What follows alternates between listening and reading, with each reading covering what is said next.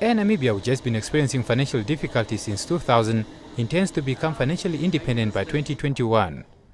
The airline has over the last few years received at least a combined bailout of $1.7 billion since 2013. This includes about $1.7 billion allocated in 2013, a further $362 million the following year, and $304 million last year. Acting General Manager of Air Namibia, Mandy Sampson, says Air Namibia has since introduced a turnaround strategy last year and has started to introduce new routes to be financially stable by 2021. Firstly, the introduction of the Gaborone and Durban route, which I must state has been very well received by the market. Secondly, at the beginning of the current financial year, which is April 2017, we increased our flight frequencies on the Frankfurt route by 10%, which will help improve the aircraft utilization and also enhance opportunities for revenue increase. Thirdly, we are looking into introducing 3 new African destinations into our route network this year. The airline is currently just awaiting governmental approvals, and then due announcements will then follow.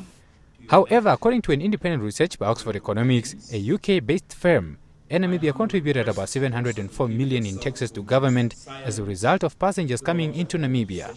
An Oxford representative, Ian Mulherin, says the troubled airline also assisted government to sustain at least 4,550 jobs of persons employed in the hospitality, aviation and tourism sector last year. In addition, he also added Air Namibia assisted the government with raising about $316 million indirectly by means of taxes paid by tourists at hotels, restaurants and by means of travelling.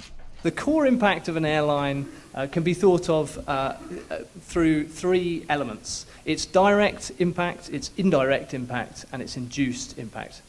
Now, the direct impact is essentially can be thought of as its contribution in terms of profits, if there are any, and wages paid. And that can be measured in terms of GDP, but it can also be measured in terms of employment created and in terms of tax revenues generated.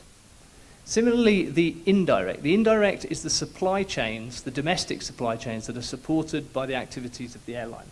And furthermore, Oxford Economics projects that such indirect growth will amount to $1.7 billion in taxes to government and create at least 1,700 jobs by 2021. For Business Today, Kaipairo Kanji, Windhoek.